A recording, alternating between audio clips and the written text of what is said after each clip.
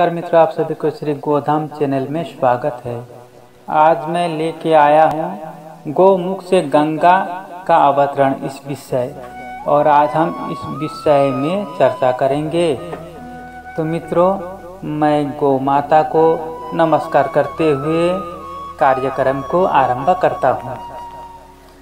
गवाम ही तीर्थे बसती है गंगम पुष्टि तथा तत्र जसे परवृद्धां लक्ष्मीं करिषेख प्रणतो च धर्म इष्टां संप्रणाष्टं सततं च कुर्यात्। इसके अर्थ है, गौ रूपी तीर्थ में गंगा आदि सभी नदियों तथा तीर्थों का वास है। उसकी परम पावन धूलि में पुष्ट विद्यमान है। उसके गोमय में साक्षात लक्ष्मी है तथा इन्हें प्रणाम करने में धर्म सम्मान हो जाता है। अतः गौमाता सदा सर्वदा प्रणाम करने योग्य है। राजा दशरथ के पूर्वज थे भागीरथी। भागीरथी भी राजा थे। उस समय धरती पर जल का प्रलय हुआ। धरती सूख गई और फटने लगी। पृथ्वी पर लोग जल के लिए त्राही त्राही करने लगे। इस पीड़ा को देखकर राजा भागीरथी ने अपने मन में गंगा माता को इस धरती पर लाने के लिए संकल्प किया। तत्पश्चात भागीरथी हिमालय में जाकर तप करने लगे। हजारों वर्ष तक तप करने के बाद माता गंगा उनके सामने प्रकट हुई। भागीरथी बोले, माता गंगा, पृथ्वी लोक में जल का प्रलय मचा हुआ है। लोग जल के लिए त्राही त्राही कर रहे हैं। अतः आप पृथ्वी लोक में चलिए और उनकी रक्षा कीजिए।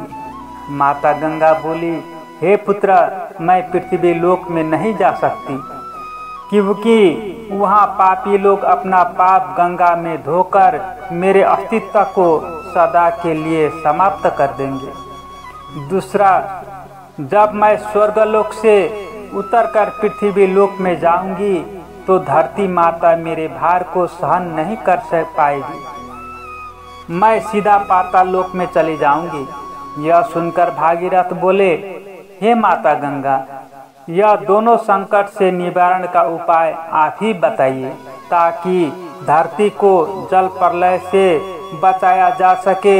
माता गंगा बोली, हे पुत्र, इसके लिए भगवान शिव और गौ माता दोनों को अपने तप से प्रसन्न करो, क्योंकि भगवान शिव मेरे बेग को अपने मस्तक पर धारण कर लेंगे तो धरती माता मेरे भार को सहन कर पाएगी। तथा गौ माता परम पवित्र है।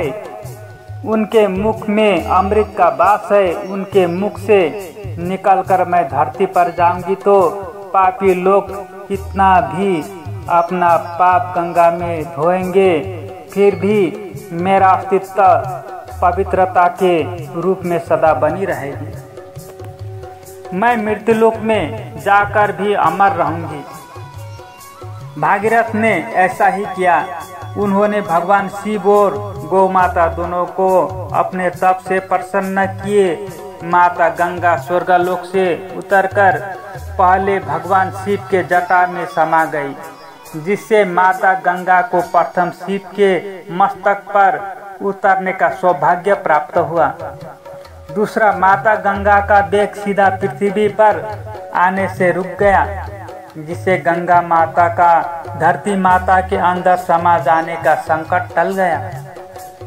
फिर माता गंगा शिव के जटा से निकलकर गौ माता के पेट में समा गई और वहां से अमरत्व एवं पवित्रता को प्राप्त कर गौमुख से निकलकर धरती पर आई। इसलिए गाय का मुख सदा पवित्र होता है और गौमूत्र में माता गंगा सदा निवास करती है। तभी से गाय का मुख कभी जूठा नहीं माना जाता है। गाय अपने मुख से किसी भी चीज को स्पर्श करती है, वह परम पवित्र बन जाता है। गौ माता के द्वारा माता गंगा को यह वरदान प्राप्त है गौ माता कहती है, हे माता गंगा, जब जब मैं अपने मुख से गंगा जल का मुखपान करूंगी तब तब चाहे कितने भी पापी लोग अपना पाप गंगा में धोते रहेंगे, फिर भी आपका अस्तित्व सदा पवित्र और मंगलमय बना रहेगा। फिर आगे आगे भागीरथी चले, पीछे पीछे माता गंगा चली। ऐसे ही चलते चलते हरिद्वार में जहाँ सप्तऋषि तप कर रहे थे, वहाँ माता गंगा सप्तधारा में परिणित होकर उन सप्तऋषियों को पावन करती हुई वहाँ से आगे बढ़ने लगी और जाकर त्रिवेणी संगम गंगा, यमुना और सरस्वती का समन्वय स्वरूप तीर्थ के रूप में परिणित होकर आगे गंगा सागर में मिलकर वहां से माता गंगा पुनः वापस स्वर्गलोक को चली गई। उसी समय में स्वर्गलोक, पृथ्वी लोक और पाताल लोक, तीनों लोक में माता गंगा का अस्तित्व बना हुआ है। इस प्रकार तीनों गंगा सागर के रूप में परिणित होकर गौ माता के स्थान में सदा निवास करती है।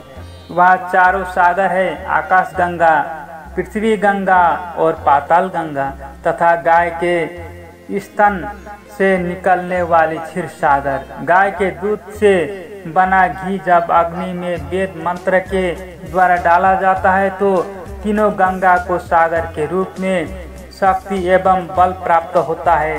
इसलिए कहा जाता है, गाय के स्तन में चारों सागर यानी चारों समुद्रों को वास है। इस प्रकार गौ गंगा दोनों एक समान मानी जाती है। मित्रों, इस वीडियो में यही समाप्त करता हूँ। तो मित्रों, हमसे जुड़े रहने के लिए इस चैनल को सब्सक्राइब करें, शेयर करें, लाइक करें और अपने सुझाव देने के लिए कमेंट करें। तब तक के लिए धन्यवाद। जय हिंद, जय भारत, गौ माता की जय जयकार है।